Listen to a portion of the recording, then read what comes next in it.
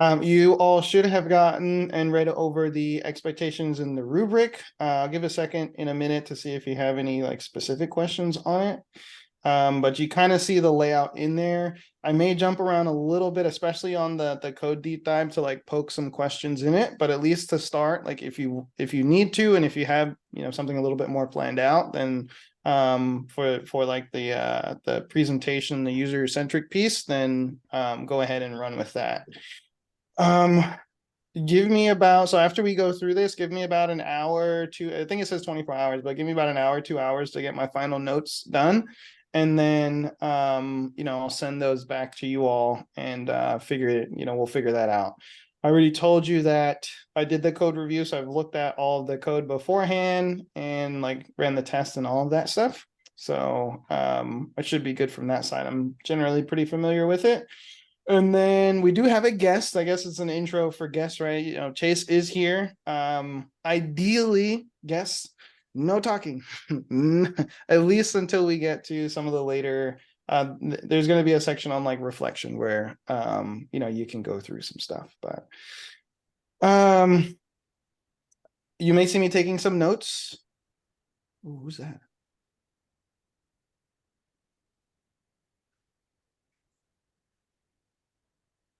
I don't know.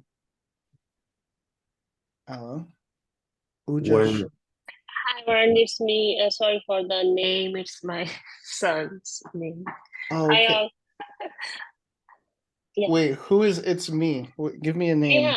Neha, Oh, Neha. Neha. Okay. Yeah, yeah. Oh. Usually my son uses this Zoom, so I don't know why it's picking up his name. Okay. I was like, Sorry about that.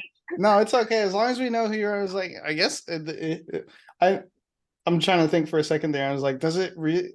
Should it be an open forum to everybody, but not really because you don't want like people who have never done it to then get too inspired and all this other stuff. But okay, hi Neha, how are you doing? Good. How are you?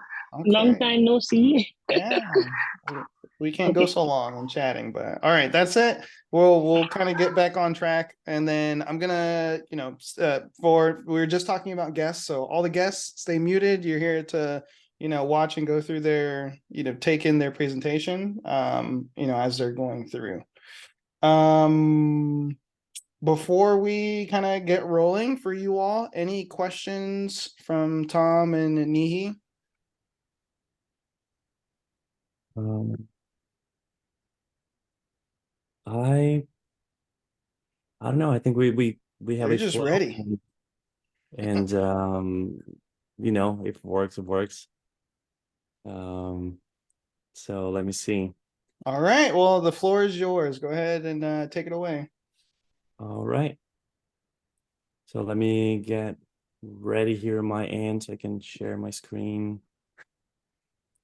So, all right, can you guys see my screen? We can. All right, so let me check here on the other. Let me get the slides. All right, I think I'm ready. So thank you very much for joining. Neo and I came together to architect and implement the solution, and we are Black Panther. So very excited for this. So we partner up. And Neil, would you please introduce yourself and tell us a bit about your role in this project? Yeah, my name is Nee. I work mostly on the back end as a back end developer for the project. While Tom take care of the front end. All right. So I am Tom Souza. You may have heard of me or saw me poking things, and I work as a DevOps.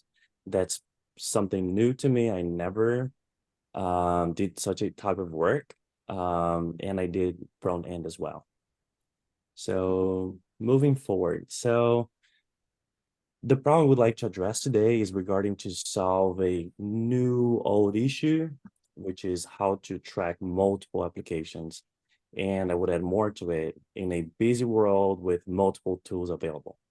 So to show the complexity and why this is important. So let's imagine a scenario where someone has 10 plus job applications going on, and how will this person keep up with interviews, follow-ups, meetings, readings about the companies and all of that, new job applications that will happen, LinkedIn interaction and all of that. And amongst all of that, you need to learn about what didn't work and why it failed and all about that. So also, what is a good salary and how can you support your family and your goals and all of that.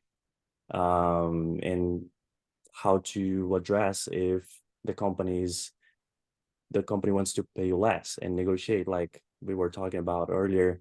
The company starts here, but this is not realistic. How do you get to the right point? Moving into it. So our app, Job Tracker Black Panther, comes to compete in this niche. So we offer a mobile and desktop version with a few differences between the two, like some limitations between. Just a second here.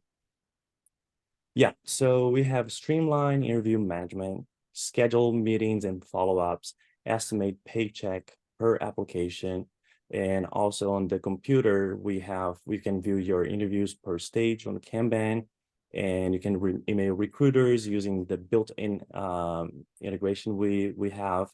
You can see also all the contacts that are related to that particular application. Moving into it. So we focus on the mobile. So here's how it looks like from the app.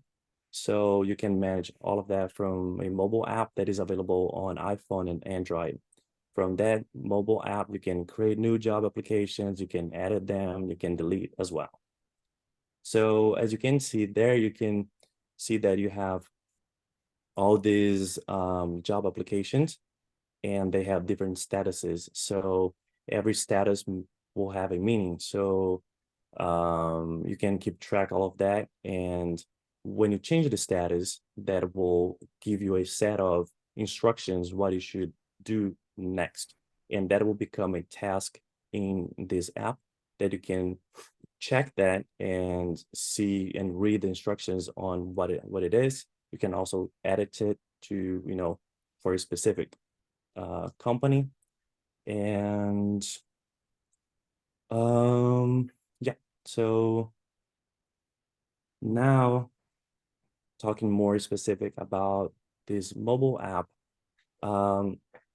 we added some validations to make sure that the data is good. So we have meeting validation. So you cannot add the same meeting or meetings on the same time. So if you schedule you have 10 applications and you have meetings scheduled, when you try to schedule or double book yourself, you get an alert. So as you can see on the side, you will see how it works, and that's the message that you see when you try to double book.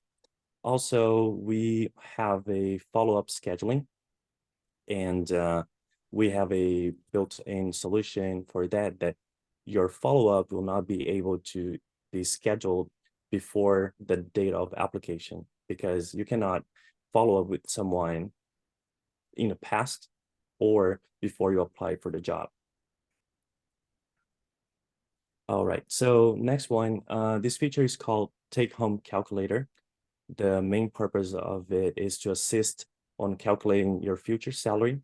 And as I've mentioned before, when you open the job application record, you will see like the original amount that comes straight from the record that was when you created it. And you can, like if you like to negotiate, you can go and adjust. Let's say, what if they pay me 5K more? What if they're paying 5K less? So you can have an idea how that would play out with their budget and if that is something that it would take. Normally when you're getting more, it's easier, although when it's lower, and then becomes harder, and you can compare on that and make an informed decision.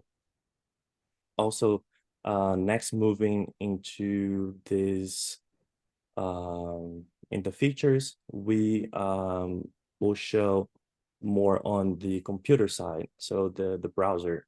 So here you can visually see which job application is in each stage, and you have information and data on how much it's paying. So for people like me that are more visual, this is easier to go and make an informed decision. Also, talking about a feature is the ability to send an email from the record. Here you can see following up with Warren and Kayla after a tech interview for a Salesforce job. And the last feature that is, we think it's very important. You can track, what's under which people that you've been talking to in the process. You're talking to hiring managers and recruiters and people in a company that is really hard to keep track of. So I keep hearing phrases like, yes, I do remember that name, although don't remember who that person is. So sometimes that is your future boss. And if you, mess up and you don't remember, that person may not, proceed with your job application. As an example, here next to the name, where you can see like Tom, Susan, and John, we could have a customization to have the job title of this person. We did not have here, but that could be easily added and would help along the way with who is a recruiter and who is the hiring manager and who's the technical person that you're interviewing with. Next, so I would like to do a quick demo, and for that one, we'll be going straight from the phone. So let me change here, and I'll share my screen on Zoom through my phone.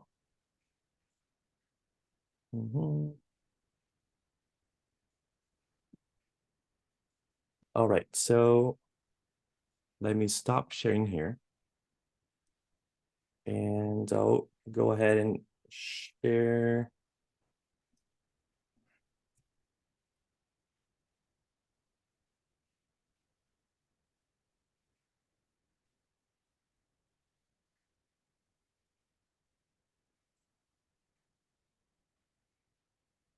All right, can you guys see the Yep. mobile application?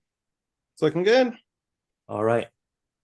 So first of all, you can see all the recent job applications this person has been working on and all the statuses.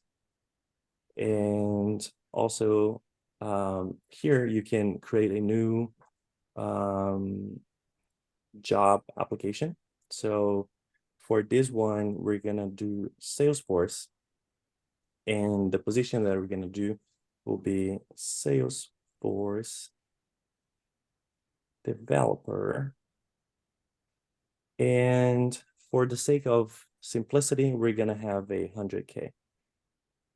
Just 100K. Salesforce can pay more than that. Nah, that's okay. All right, just run with it. And all right, so this one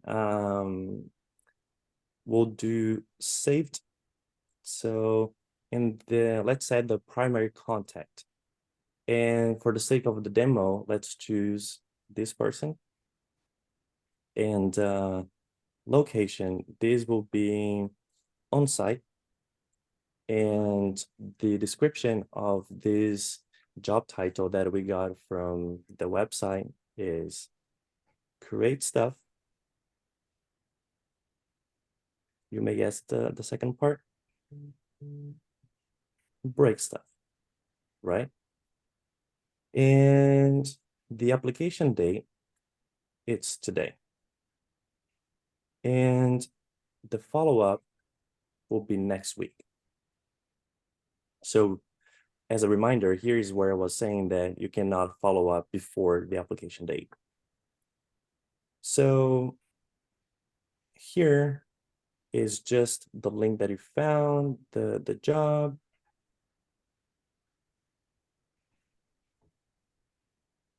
All right. Let me go back and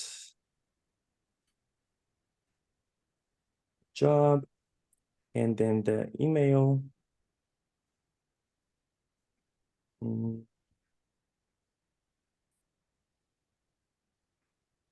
It's email at EMSIL, but okay, let's continue with We'll that. take it. Yeah. And note anything you would like to add as a note. So let's save. And here the record was created. So you can see the job title, the company, the position, the salary, the status that it is right now, you know, like yeah, so we have the status, everything, the description. Down here is the take-home pay calculator. So when in the way that this is set up, it gives more flexibility for people that want to have an idea how much it would make at the end of the day. So, you know, you can go to a website and do your research online, and that may not be all in one place. So here you have like, oh, how much it would be if they paid me 110, 1, 2, 3. And as you hit done, it will automatically change all that, the values. Let's say they want to pay less. What about that? So you can actually, as you see here, you can use the button calculate or hitting done when the field will, when the cursor is leaving the income, it will already update for you. So no need, you can choose, pick and choose whatever works for you. The idea is to make it very, very simple for people to get that quickly. In this one, you can edit. So you can edit the record, and let's say, oh, I'll go ahead and I'll change the date to the wrong. So the follow-up cannot be earlier than the application date. So this is a rule that we created, so to make sure that the data is correct. So let's go back here. So for this one, let's say we want to create a reminder for a meeting next week. And this will be on the 12th. So 22 here means 10. So don't worry about it. It's just a different way to showing the information. So a meeting, and it's saved. Now we went to a different record, a different process, and it's another day, and we want to schedule a meeting. So, and I chose the wrong, oh yes. So December, it will be next week around the same time. So because we already have a meeting scheduled for that time slot, it will block you and will prevent you from creating this other meeting because it already has something in place. So you cannot create or double book. So this is a rule that we have created. Also here you can see the tasks that were created. So get an insider where you have like information about that task, and it gives you more information under comment and all of that. Once you finish, you check it off, and that was saved. So I think this concludes the demo on my end. We can talk more about it towards the end. Just I can answer more questions and go in depth if we get the chance. Sure. So awesome demo so far. Loved what I was seeing. I've got a question around, are there any other like background automations that are running or things that will help the user like in the future and things like that? You mean more automations that were placed to something specific, or just in general? Just in general, like are there, so we've seen a lot of, we're creating records and adding information in there. Is there like anything else that like is either scheduled or can help with like informing the users of anything? Right. I would say that as far as I can tell, we have some of those features they are still like ongoing, so they're not fully, but those features include sending an email 24-hour before, so that would help informing the user with the interview is coming up 24 hours ahead of time. We also had a scheduled job to clean up all the jobs, like all these closed job applications, and they were there for a long time, 30 days and closed or unchanged, if I'm not mistaken. Those would be deleted. Neil, would you please confirm that? Yeah, we had those two reminder for interview 24 hours to then cleaning up of job record that are not touched for 30 days or change, but we couldn't include, we didn't finalize them before the deadline to submit our code. So that's why we're not adding it to this demo, but they are there in the org. Okay. Yeah. Awesome. So, is there, I'm about to transition into like the code review portion of it. Is there any last minute things you guys want to kind of bring up about the user-centric, like usability flow, the configuration side of things? Or are you ready to move on? So we work on a way that it would be very easy for users to use it, and especially that when I was looking for a new job and I was keeping track of a few applications, so that was the goal, to make it easy. Yeah, I think easy to use. I think that was the main idea of using it and having the possibility to have that in your computer as well, and at a different capacity. Yeah, awesome. I think usability is a big point, right? If us as people who are very familiar with Salesforce will probably use it all the time, but if you give this to somebody else, you have to make it easy for them to use, right? The barrier to entry and the learning curve has to be lowered to reduce that friction, right? For them using the system. Even it could be the most powerful system in the world. It could help, I don't know, cure world hunger. But if they're not if it's too complicated to use it, people aren't going to adopt it, which is kind of funny.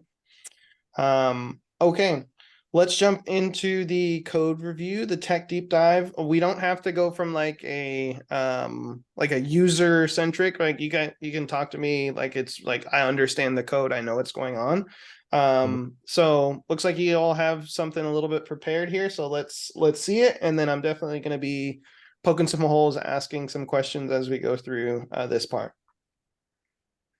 Sounds good. So the second part of it is, like you said, more technical. So we thought about refined data model overview, agile construction methodology, code review practice for Apex and Lightning Web Component, exploring intriguing code segments, bug fixes, and future enhancements. So here, well, just make sure can you guys see my screen? Yes. All right, okay. So here you can see, how we structured this, how we architectured it. So we have the job application where it has most of the information that we were looking at. And we also have other objects connecting to it. So the second that we created was job application, contact, and job interviews. And the job application contact was created to associate all these these extra contacts that we couldn't have under primary contact. So let's say you have hiring manager, you have technical people, you have recruiters, and you have different type of recruiters. So you can all store them under this object called job application contact. And then job interview, the intention was to have that and register all the interviews you had and have that as a connect to your job application, given that you may have like 3 to 4 interviews with one company for a specific job. I have a quick question on this. So you mentioned you have job interviews and then also events, and the idea behind a job interview is it is like the actual interview record, but are events and job interviews similar? Are they used differently in the do they serve different purposes? Tell me about that thought process. Neil, would you please help me on this? Yeah, please. For the for the event, we didn't create it. It's a standard object. So rather than since that is standard object, I can take care of events and tasks. So we use standard object for that, just like we use for accounts, and that's like company we're applying to, and also for contacts, which is already there in the as a standard.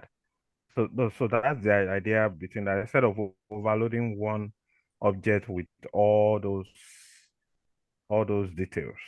Okay, awesome.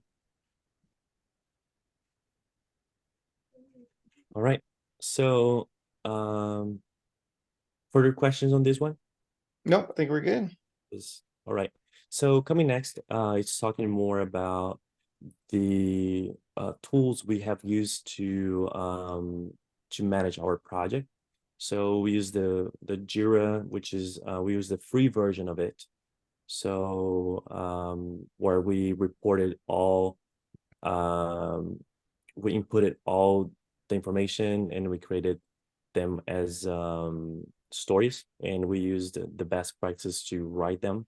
So we have all the information in Jira. Coming next, we were using GitHub to control all the code and make sure that we were not colliding on when we were merging our code. So we were in touch to make sure, like what you have going on, what I've built, and to bring into my visual code and then use that and then deploy or submit my version of what I had built. And this was very helpful because we had some points where we had different versions. So that was really, helpful to bring the right code and merge it with mine and then submit this new version. Talking about code, we had in mind the code review best practices, just like all mentioned 5 of them here, which is bulkified the code, avoided SQL queries and HTML statements inside for loops. We use collections, efficient queries, and loops. I avoided hard coding IDs, and the code coverage was above 75%. So coming next is Sorry, real quick, I've got to poke at that a little bit. I'm sure you see it. There are some things with 0% code coverage on there.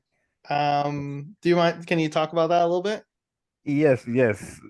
For those with zeros, those are the the features we're trying to build, and we couldn't finish it up before the deadline.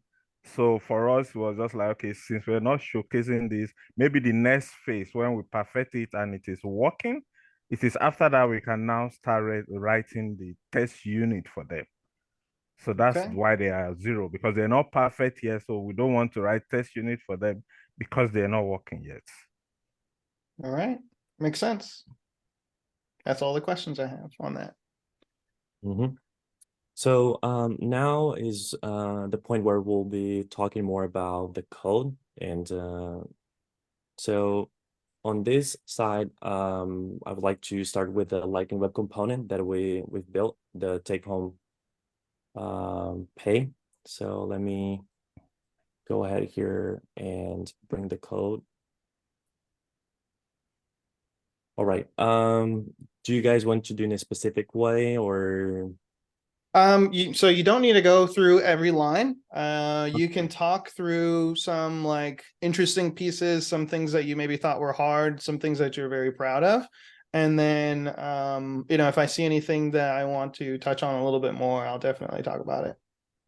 sounds good? So one thing that I really enjoyed was bringing the record from to bring the salary for that specific record that we were seeing in the UI, and pop that into this field where was, because of that income field, everything was like showing different numbers and how much you will take home at the end of the day. So one thing that was really nice with that was no need to use Apex, because the Lightning Web Component framework already had that for us. And I, as much as I was seeing it, I noticed that it's building more and more ways that you depend less on Apex. So I think that's something that really seemed interesting to me. And I would say one interesting, so here's where it's getting the amount from the record.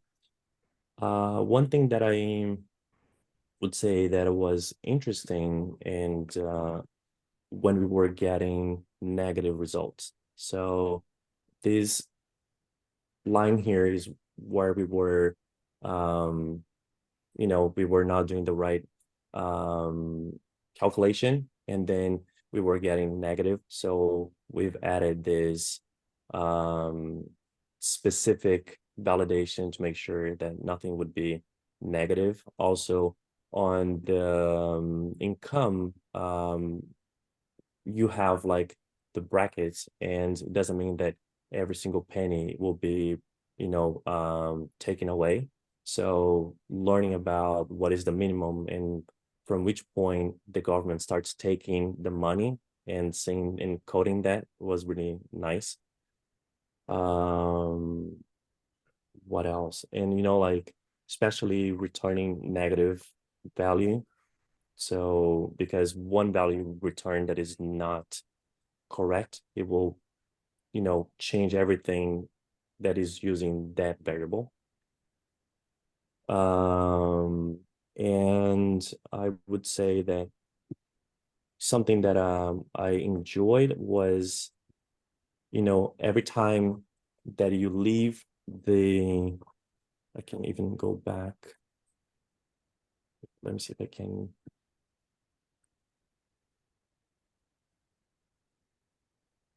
Just that Zoom is blocking the view.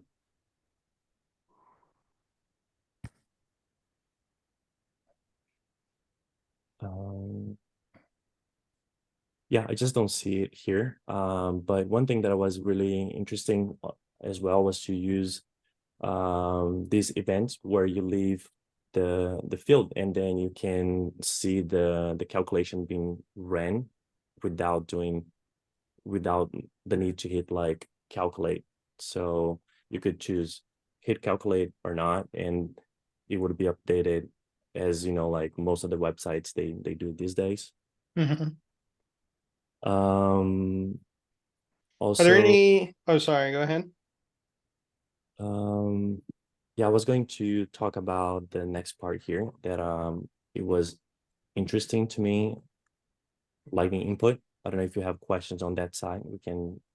Yeah, I was actually gonna bring it to this one and well for the lightning inputs, right? So I noticed that you made the display fields also lightning inputs. I was wondering if there was a specific reason for that, or if you can potentially think of a better way of generating those lightning inputs. You mean the income? No, so back on the HTML page. So for the first one, it's a lightning input, and I think that's correct, right? Generally, lightning inputs means you're going to input values into those fields. But for your calculation, so like salary deductions, federal tax, Medicare, all of those are not input fields, right? You're not actually inputting anything into them. Yes. Yeah. Um, Okay. so Going to talk about it. So yes, using the lightning input may not be the best solution. I looked into two different solutions for that. I don't recall exactly lightning input. No, that's the other one. Lightning field input was something very similar, but that it didn't work for the scenario that I was working on here. And then one kind of worked to what we're doing here, and then to do not display, here I'm calling it disabled. mhm, Uh, and then for the matter of this one, when it was disabled, um, we were not getting that to act as disabled. So then, the only solution found at the time was using the lightning input. right, So with disabled. um I tried to find something that would be it would be better, Mhm. but I wasn't able to figure it out. Yeah, so and I put it in the in my notes for Mhm. on the repo once you get it after this, but look into it's called lightning formatted numbers. And for anything, for all the ones that you have disabled, it's probably going to do a little bit better in terms of just displaying text, right? Because you technically Mhm. have an input that's disabled, so it's kind of like extra. It's kind of I don't want to say it's not worth it, but it may make more sense to use something like the formatted text, which I'm gonna, which you Yeah. can just figure out once you see it. Are there any improvements that you would make on this that you just didn't have time? Um, yeah.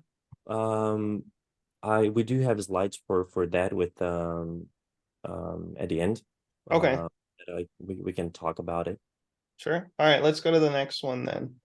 Or what if you guys are going to showcase anything else here in the code, definitely do so. Yeah. So, Neil, would you like to talk more about any class in specific that you think that Yeah, that's the. Am I going to share what I have? Let me stop here. Sure. Okay. So, my Visual Studio Code. Yep, I'm sharing now. Okay.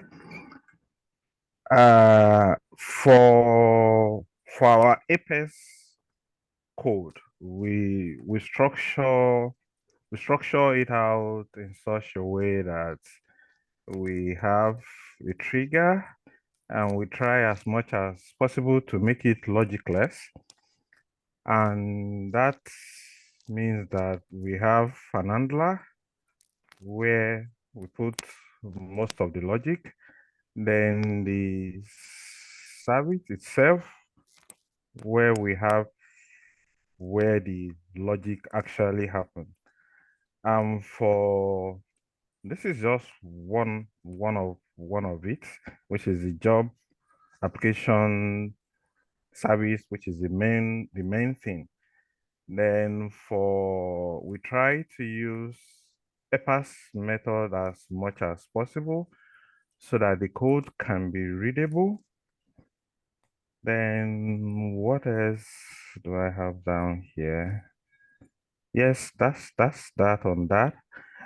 For the structure, we did the same thing for the event service, the trigger separate, the handler separate, and also the same for the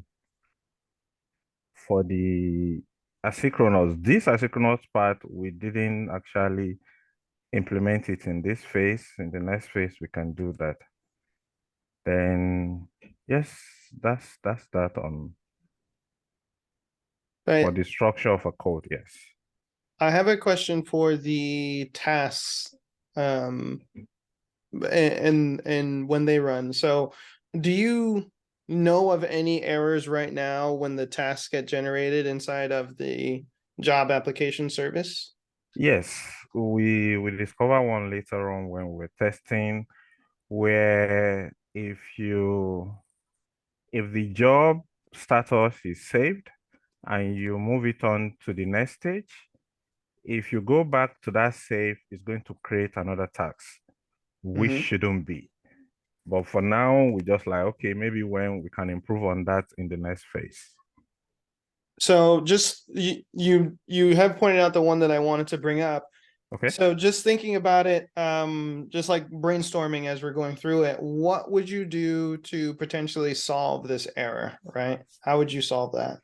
I think for every job ID, if there is a particular task created already, it shouldn't duplicate it.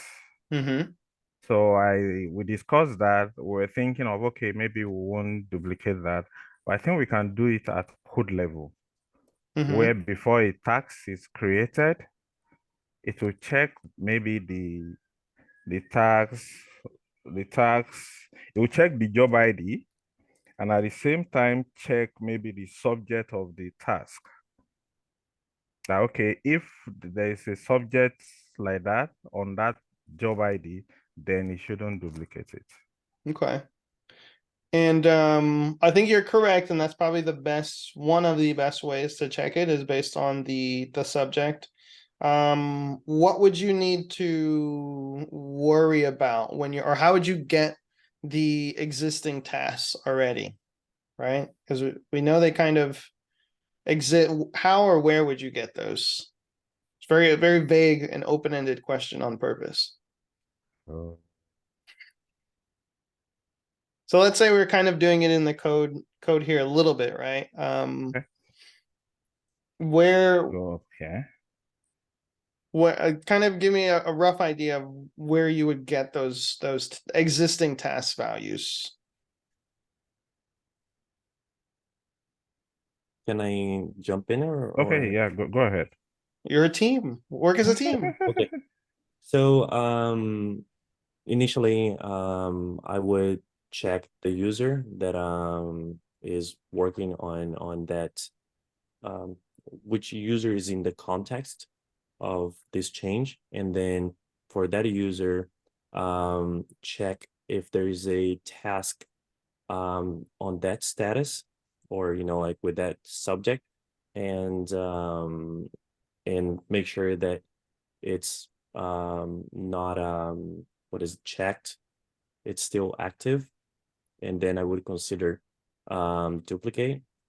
And then for in case the task is already completed, so then we would need to define if for that case we would consider that as a new task, or we would reopen that task and update data in that task and bring that back to not completed. Mm-hmm. So in the code, we have here create job application. It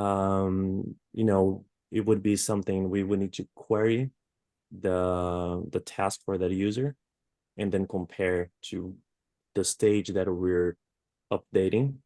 So it would be on before update, and validate that. And if that's not duplicated, then proceed with submitting. Right. There it And I is. guess there's one thing I want to hone on here a little bit, just to like, I guess, beat you guys up a little bit more. The so when you said that you're going to query for the task, right? And we're potentially looking at it here, and we've talked about maybe it needs to be in before update. So like, would you query in this method? Would you query in the calculate activities? Would you query before you even get to this method? Like, what's the more correct place of doing that query for the existing tasks? I would have a specific method for that. And then with that method, you can call as part of validation on something. So let's say create tasks. And then before doing it, you can call this validation method, and does the task exist? And then if it doesn't exist, then go ahead and create it. Okay, I can see that. I can see that. All right. Neil, anything else that you want to go over on what you've built, things you're proud of, ways that you can improve upon it? Yeah, not right away. I think I've gone through that part that I know that okay. I was excited I could break this this trigger because it was a bit confusing at the beginning that okay, what's trigger handler, what's service. If you remember, I mentioned this, so Mhm. I spent a lot of time on it, and I have the confidence that I understood how it works now. Yeah, So, self-reflection. Um, one other thing, I know you all said it's potentially a work in progress, but I do like to call this one out because it potentially trips up everybody. Can you go to the asynchronous job for the cleanup batch? And I know it's not fully done yet, right? And it's not fully implemented. That's fine. I just want to see if how you all would solve something for you to think about as you're going through and solving this one. Can you go to the batch class? Yes. let Sorry. me close this. Yeah. This, this. So there is a problem in this related to the follow-up date. Can you all think about what it could potentially be? So just to go back, this is to look for jobs that are 30 days old, Mm-hmm. and the status is closed and accepted, and okay, follow-up is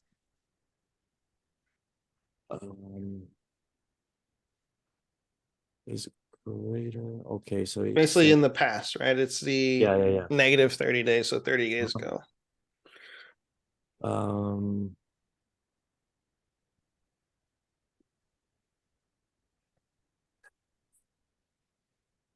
I don't remember the required exactly. The accepted, is it part of it? Not That, accepted. Not yeah, accepted. not Not accepted accepted. and Yeah. not closed, right? So not the ones that are already good. So ID follow-up date. Um, so the only thing that I possibly can think of maybe the query, the ID status follow-up note from job application where status. What I kind of want to point out too is like the query that you've written works, but there is an Okay. edge case that you are missing. There's certain job applications will not be picked up that you probably want to pick up.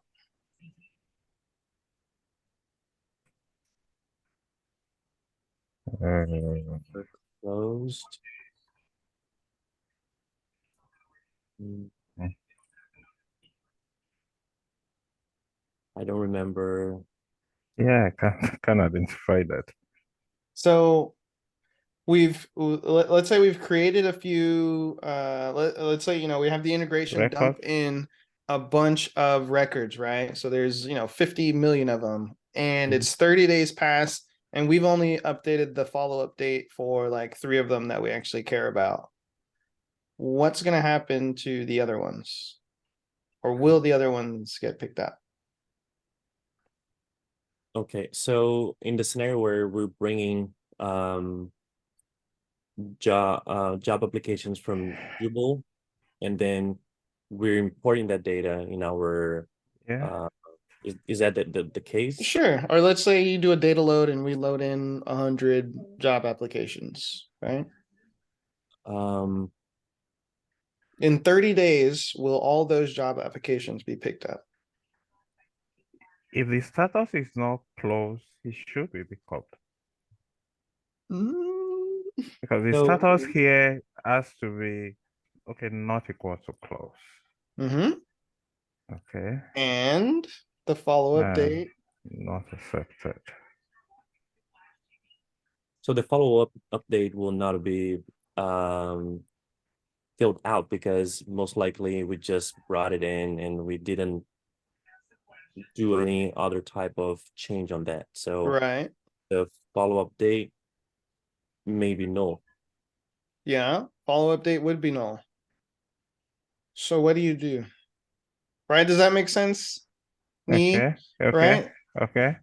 You potentially have records that meet the first criteria, but the follow-up date is null, right? So they're still old, they're still stale.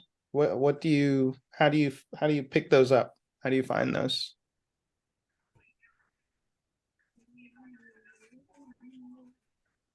So on that one, we could check if they're null. Let's say if the created date is older than 30 days and the follow-up date is null, that could be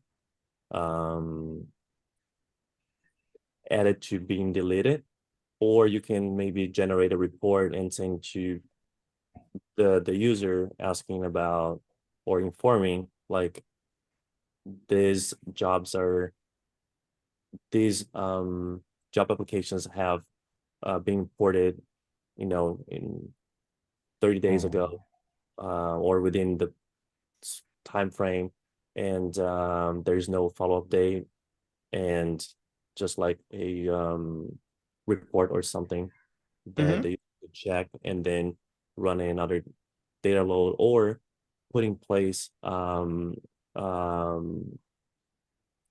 validations to look into that when importing the data.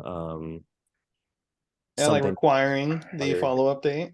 Maybe Yeah. we're going to include the created dates.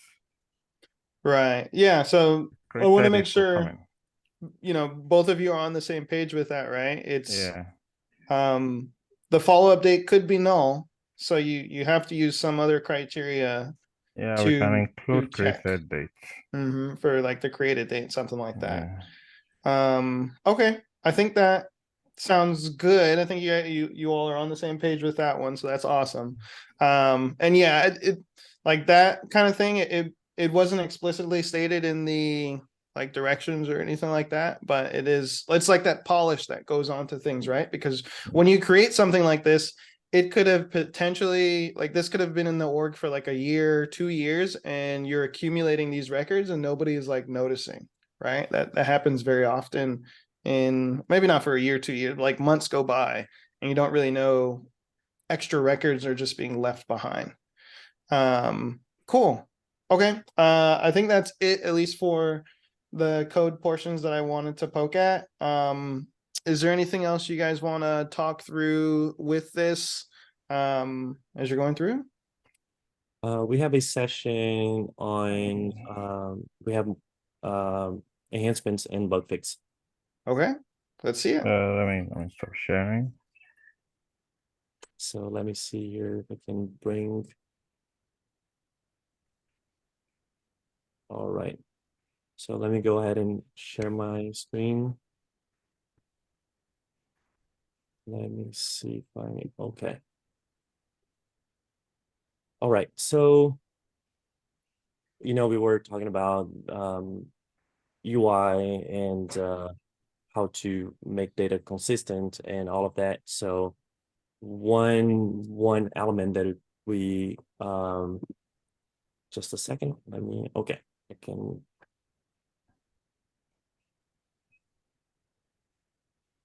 Okay, now I can see it. So we were talking about context display issue. So when you're filling out the form, that will you can add the primary contact. So even though like it's not the right primary contact for that account, so that could be something that could be changed. Also running some tests on the UI, we noticed that the values coming out for certain brackets were not correct or they were not accurate. For this one, initiating fetchable classes, so we didn't have that ready, like it was still in progress. So I added as a bug, not as an enhancement. Also, on the meeting creation, that could be using the epoch or epoch. I don't know how to pronounce that one. I say epoch. I don't know how you actually say it. And for better, validation. Also field validations overall. Neil, what do you see that is not listed here? Yeah, I think we have everything listed. Mm-hmm. And then for future sprint enhancements, we thought also about no longer interested status, because going over the status if or maybe it was misunderstood one of them, in the scenario where the person is no longer interested in that position. So like something that we would like to track, and then you can have more data on why didn't I want to apply for this position 2 years ago. So you have more data if that comes back somehow or you need that. Something that could be done as well is to have a slide bar on the take home pay, and like it could be just like something you could slide. So we could have like what is the salary range for that position. So you wouldn't have the salary, we wouldn't have the salary range. So let's say from 60 to 90. So you have a slide that you can go up and down, and then you can check the calculator, playing on those numbers. Also, on the primary contact, like have a something that is, if we want to leave that field open for people to go and choose which who will be the primary contact, then have that a lookup continually. It's already a lookup, and then that you can click open, and then you would have a list of contacts that can be selected that are related to the company. Also, the find jobs, the Lightning Web component, just like Neha implemented. That would be great to have. And we also touched on Kanban, so maybe we could have a path for users to see, like you would normally see in on Opportunity, and like apply and interview and all of that. The way we're doing now, we're requiring users to have a Salesforce license. So maybe we could expose to the community website, and then those users would be, if I'm not mistaken, they would require Chatter license, so that could move off this, make it more accessible for users that are not requiring this Salesforce license. Like we had to set you up to use the app, so maybe exposing that would make things easier. And also people can access from a public device. It's not like you need to have your account here. Maybe we can find ways to expose that and be accessible to people. Yeah, I think that's what I have noticed so far. Neil, anything that No. we Except can the implement? integration from job site that we didn't implement. That's another thing we could have done if we have more Mhm. time. Right. Yeah, that's correct. I didn't add here. So the integration with Jubal. Well, moving to the next slide. I think we're now officially open for questions. Okay. You know, Awesome job so far with what I'm seeing, everybody. It is like question and reflection time. I guess we'll go to questions. I know Chase has had some burning questions. What do you have over there, Chase? You did the integration, how would it be designed?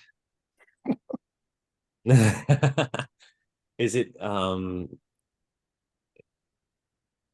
okay. How are you going to get jobs and job applications and interviews into your, well, interviews, not interviews, but how are you going to get job application objects into your system? Mm-hmm. Or how are you going to get information about jobs? Because I'm not entering all that by hand. I think Mm-hmm. that will never work for me. Right.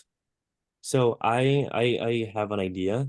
Neil, would you like to share something? How you think that? Oh, I think what we were thinking is just like on LinkedIn, you can set job notification, maybe for some particular job title, and you can do every 24 hours.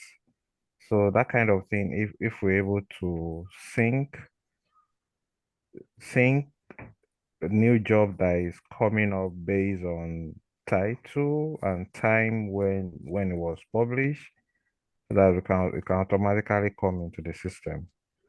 That was my vague idea, though I've not really get into trying it out. So Yeah. how would that be implemented in like code, I guess, exactly? We just want to populate from it's just to populate from the Jobo side. Sincerely, we didn't get to check the information that is available there. So maybe if we check what is available on the site, then it will be easier to know, okay, this is what we can get from the site to Salesforce. Okay. A lot of the stuff that comes pre-generated out of your guys' stuff that you built, like let's imagine for a minute that this is either a product that you're selling to people who install it on Salesforce, or let's imagine that you're implementing this for people who can't program and they are going to kill your consulting contract after a year. How can I modify appearance of things or the static text? A lot of it looks to be directly in the code base, which Chase does not find to be a problem particularly, but in terms of like the greater Salesforce ecosystem, that would be viewed as a big problem. How can we make data structures or make this modifiable year over year for a company that buys this product or has you two as consultants build this for a company? Mhm. Well, the solution using static and manual information, as we all know, it's just the first step. So the second Yeah. step would be to automate that, and with the find job, from the architecture standpoint, like Neil said, we could bring the information, parse it, and study some rules when to update the existing record, or to create a new one. So I think we would need to investigate more what is new and what is new and what is absurd. And then let's say we figure out that we have an external ID or something. I don't know if in this case, I haven't done any research on this.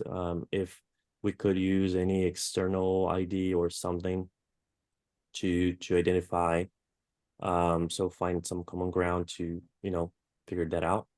So that's Um, one aspect of the question I'm asking. mhm. Nee, can you open the VS Yeah, Code again real quick, for please? for like for us, because we're learning code, so most of our approach is from coding perspective.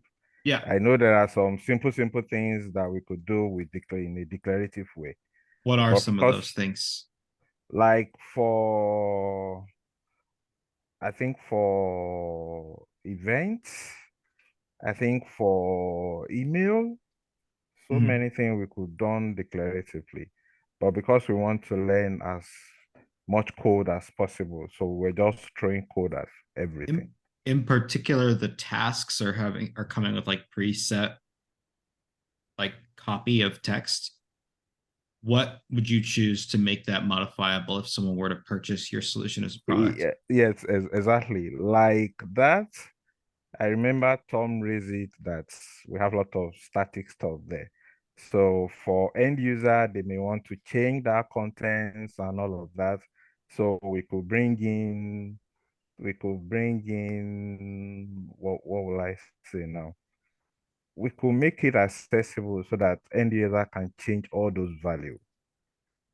Mhm. For Yes, I know that's possible. It doesn't have to be in code. That practically everything we have in that place now is inside our code. Yeah. We know there are different way of pushing it out for end user to change all So of that if they want to. let's assume that we are an internal company and all we do is this. I would still send that back to code review because I don't like the gigantic strings of text just being Yeah. passed in. What would you do with the code instead to kind of manage the big strings of text that you're passing in? How could you organize that Uh, differently? uh, Oh, maybe break down different fields. Possibly. How would you structure it in terms of like, Oh, yeah, I've seen people using a wrapper. I don't know if it would exactly work, but it's some way to break down the information and separate that and organize the data in a way you can store that. So yeah, I would say what comes to mind is a wrapper class to organize the data. And then the second is to break down in different fields, which could be good and could be bad, because then if you have too many fields, then it would be really hard to go over the application. So So you'd make a separate class that holds the data. yes, a wrapper class. Okay, we What would call that about, a constants class, perhaps. Actually, Constant class, exactly. Constant class. there That's you go. it. That's what you're looking Constant for. class, yeah. You're using everything but the word I'm looking for. Constant class, yeah, yeah. The last thing I want to ask about is in the Lightning Web Components code. Let's say over time, the job application object evolves, or the job interview object evolves to contain more fields. We are explicitly declaring certain inputs about the salary and certain inputs about the stats about the job, right? If we add a new field, we have to go in and modify the Lightning Web component with like a new Lightning input field. What kind of strategies do you think we can use to account for that scaling up without having to modify the code? This is thinking about like kind of like headless architecture where you're just delivering the object model that Salesforce declares in your Lightning Web component. This is a very hard question, but I'm just curious if you have any thoughts about that. So let me see if I understood it correctly. Yep. So in case the take home calculator, well, the job application evolves in a way that they become detached. Is that It contains new fields or new data that we need to add to the Lightning Web component. right? One thing that maybe that I see here, besides the solution implemented, it could be an unofficial Salesforce APAC app exchange, that they have something close to what we were trying to do. You know, there are some negation to be done there. Maybe some I'm not sure if screen flow could be the case, or something that it seems more reactive that came out lately from Salesforce Flow, I think, that I've seen some videos. I haven't looked into it, but that could be something. So that's one way to like kind of do it different, but I'm thinking more like I like the solution as is, but what if I want to add a new field to the job application and I need that represented on the Lightning Web component? Like let's say I have a job application of record type A that has these fields, and a job application of record type B that has these other fields. And when I pass it into your Lightning Web component, I need that Lightning Web component to render whatever fields it gets back kind of dynamically for all the same component. For that, if I'm not mistaken, you can use something like a Lightning data table. Yeah, I think this is a very hard question. I'm just seeing. I've seen it in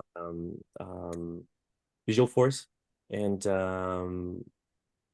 yeah, but I don't recall. But I will look into something that is kind of like a data table that we have for Visual Force. Yeah. And the way that it would load automatically all the fields. I don't know how that works, but it just loads. And if you have 100, and then it will load all of them at once. Two ways you could handle it are you can have two components that are for record type A and record type B if we're using that kind of approach.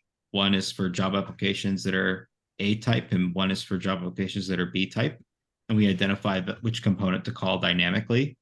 The other way we could represent it is you have a data structure that defines which like literal HTML elements to render based on which fields you have back in your like record object that you have currently. So we get back a job application with its ID and all of its fields populated. And depending on which fields are populated, along with the record type, we pick and choose which HTML elements to actually render based on some sort of other set of rules in the Lightning Web component. Or true and false or something. Yeah, there's ways to accomplish this. None of them are. What about field sets? That's another way you could do it. You could pass in a field set ID or something like that.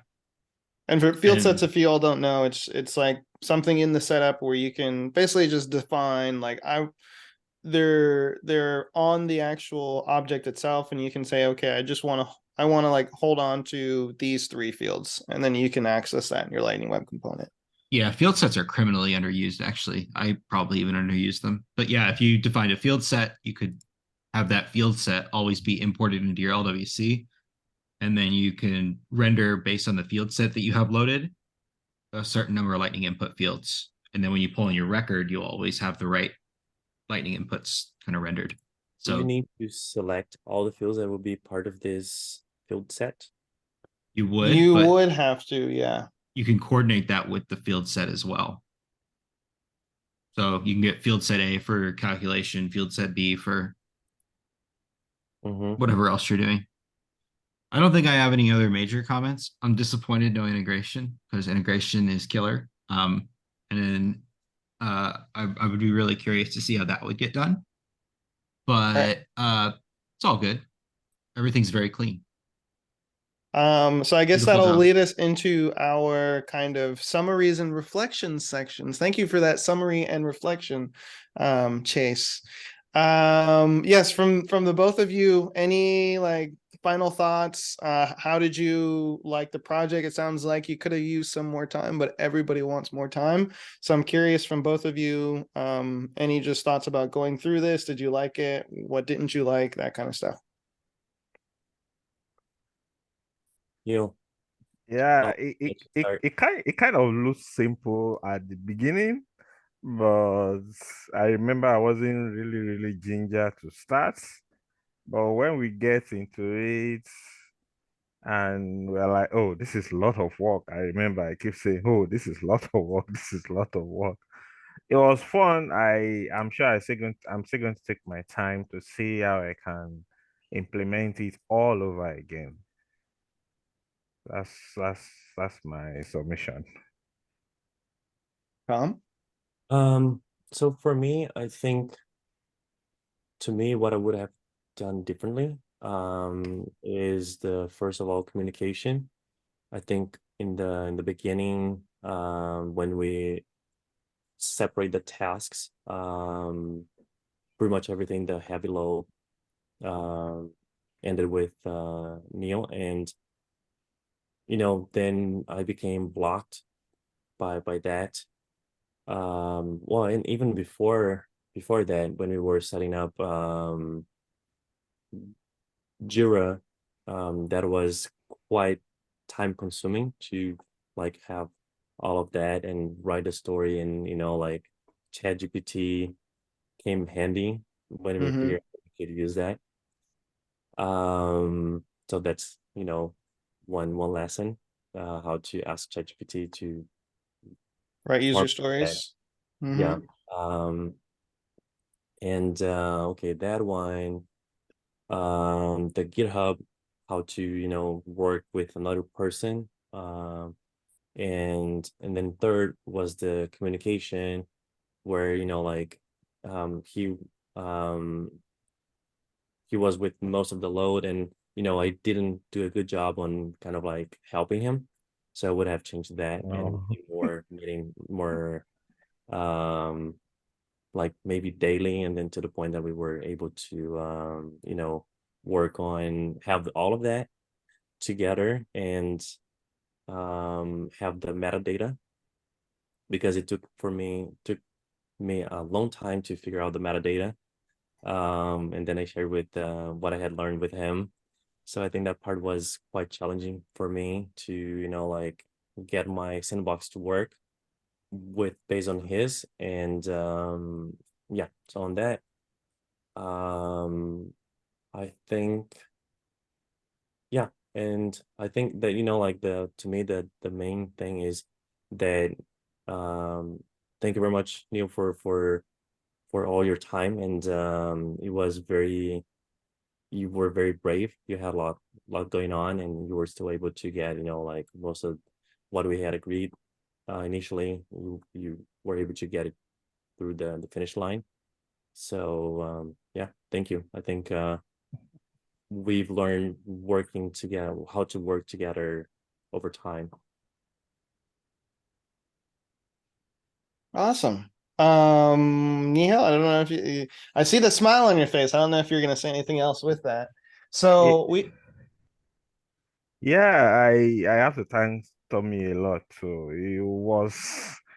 It was tough for two people to work together. So but he made it easy because it was like, okay, let's take this approach. Why not just focus on something? I focused on something else, and with the Jira, it was easy. I think we spent like a week on Jira. Then after that, we were like, okay, whatever you're doing, just create a branch for it. And at a point, I think I created a lot of branches. And it was like, you have so many branches. How are we going to do it? But it was easy. Then I told him that, okay, let me clear it up. Then I think I reduced the branches to maybe one or two. So we work at on separate branches for a long time. Then when we start merging, that was when we have a lot of work to do. It was Conflicts out the wazoo. But then at that point, I got so busy and he took it upon himself that, okay, no problem.